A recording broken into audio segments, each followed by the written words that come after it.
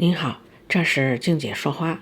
现在看到的是我的那颗 EQ 蝴蝶兰，今年的花还没有完全谢，不过我对它做了一个分株手术，一颗变两颗，所以今天这个视频的画面主要就是这颗 EQ 蝴蝶兰的分株以及重新上盆，这个很简单，眼睛就能看会。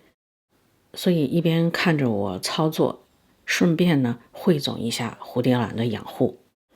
当然这个操作过程如果有需要解释的，也会顺便解释两句。比如说我为什么要带着花给它换盆分株，因为这个品种总是喜欢在春季出花芽，夏季开花，现在已经是秋季了，花还没有完全谢，而它的续花性还特别好，即便有一些花谢了，它还继续往前长，继续长新的花苞开花。真的等到它的花全部都谢了，不再开花，差不多也就接近冬季或者已经是冬季了。到那个时候环境温度就不适合换盆了，更不适合分株，所以已经太久没有换盆了，导致倒都倒不出来了。盆底下有长出来的根儿，看起来推不回去了。虽然硬硬的应该是可以工作，但想了一下，剪掉算了。没有了盆底的根儿的阻碍，捏一捏盆，转一转，也就取出来了。所以养护蝴蝶兰的汇总，我们就从换盆说起吧。家养蝴蝶兰如果是植料盆栽的，因为时间长以后植料会腐坏变质，所以大致2年左右更换一次植料。比较常用的植料是水苔和树皮混料。水苔的吸水性特别好，如果耐不住性子想经常浇水，不建议使用水苔。如果特别忙没有时间经常浇水，不建议使用树皮混料。桃粒也是一种植料，是无机物，不腐烂，吸水性不好，需要经常浇水，但不需要经常更换。水培的不使用植料，所以不存在更换植料的问题。换盆的时机最好是在花谢之后，但也要考虑到环境温度，既要考虑到当下的温度，也要考虑到未来至少1个月左右的温度。这期间温度最好在室温范围之内，因为需要让刚刚换好盆的兰株有一段时间去适应、去生长。这样当它遇到环境温度不太合适的时候，它才能够抵御。如果刚换好盆，环境温度就不合适了，相对来说就容易出问题。所以春夏初秋换盆都还算可以，深秋和冬季最好不换盆。当环境温度在20到28度之间吧，比较适合根叶生长。但如果植株正好有花芽，花芽会继续生长，绝大多数情况呢会开成花，个别情况有可能转成苗芽。蝴蝶兰出花芽的温度大致在18度左右，花芽出来之后，生长阶段呢，环境温度可以到20几度，但最好不要太高，25、6度以下吧，比较利于花芽的生长。冬季低温最好在15度以上，但蝴蝶兰可以短时间耐受大约10度左右的温度。长时间低温有可能导致冻伤。低温时段尽量减少给水，保持干爽，能帮助它御寒。而遇到特别高的温度，多冲水，加强通风，能帮助它散热。给水的原则是见干见湿和按需供给。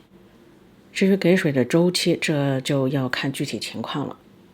比如使用不同的植料，干的速度就不一样。但不论使用什么植料，最好能够在半个月左右吧，能够干一次。如果浇水之后，在2到3周的时间内干不了，那最好找原因，想办法，争取让它在2、3周之内干一次。比如说泡完一次盆之后，2、3周之内干不了，那浇水的时候就不要泡盆了，只是简单的冲一冲，这样吸进去的水比较少，可能干的就会快一些。又或者环境的通风可能不太好，所以干得慢，那就最好加强一下通风。蝴蝶兰喜欢的湿度是60%以上，但60%以下它也能够忍受。不过呢，长时间湿度过于低，会看到盆外的气根干掉，所以当空气过于干的时候，喷水有帮助。蝴蝶兰对光的需求相对较低，室内散射光就可以，但是靠近窗户的位置比较明亮的散射光更好一些。如果觉得不够亮呢，可以试试植物灯。如果使用人工补光灯，需要注意夜里要让它睡觉，至少要8到10个小时的黑暗期吧。蝴蝶兰对肥的需求不多，如果不放心给肥，可以完全不给肥，也可以生长开花，但给一点会长得更好。如果是植料盆栽的，可以使用液体肥，也可以使用缓释肥。缓释肥可以是购买的缓释肥，也可以是烤干的香蕉皮作为缓释肥放在盆面。如果使用液体肥，春夏秋生长比较快的季节，大概2周左右给一次就可以。从花苞膨大开始到花谢之前，这期间呢可以停肥。给蝴蝶兰的肥可以只是简单的均衡肥，或者说通用肥，也可以分开花肥和生长肥。开花肥磷含量比较高，在催生花芽期间到花苞膨大之前这段时间使用。根叶生长肥含氮量比较高，在希望根叶生长的阶段使用。开花期间一般选择停肥，但正常给水。花谢之后，花梗可以剪掉，也可以留着。续花性好的品种建议花梗留着，不要剪。开过花之后的老花梗，不论是剪下来还是留在植株上，都可以用来育苗，但留在植株上成功率更高。这说的是在家养环境下，如果是在兰园正好相反，他们一定会剪下来育苗，这样才可以效率最大化。蝴蝶兰是很容易开花的植物，所以通常情况下，只要没有把它养死，大概率都会开花。分化花芽需要低温刺激，大概在18度左右。除了温度这个条件，如果光过于弱，温差过于小，或者给的氮肥过于多，也有可能导致它不爱开花。蝴蝶兰的花芽、花朵、叶片都有趋光性，但它的根儿有避光性。这一说起蝴蝶兰，滔滔不绝，停不下来了。但咱们先停一下，去看看我分株的 EQ。被分开的这3部分呢，我分别做了这样的处理。叶片我就把它放在这儿保着湿，看看它能长点啥不。如果长不了黄了，那我就再丢掉。目前至少它是绿着的，我先留一段时间。剩下的有根儿的这2部分，一个水培，一个植料盆栽。不过我把它们放到这儿晾了1天，根晾干了之后，我才浇水放植料。在这2棵当中比较小的那个，也就是新长的这个侧芽，我水培。另外的母株呢，植料盆栽。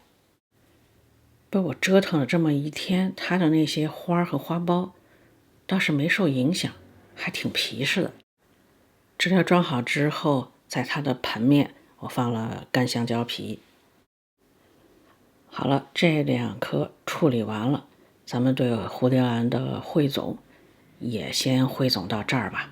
其实所有这些在过往的视频里也都有，内容太多，今天也就只能捡着重要的简单汇总一下。哦，对了，这2棵虽然带着花，而且还有花苞，我简单的给了点生长肥，也就是含氮量比较高的肥，看看它们会怎么样。因为我其实希望这个花谢了，它赶紧去长根叶，所以我就给它根叶生长肥了。那我们要说再见了，下期再见。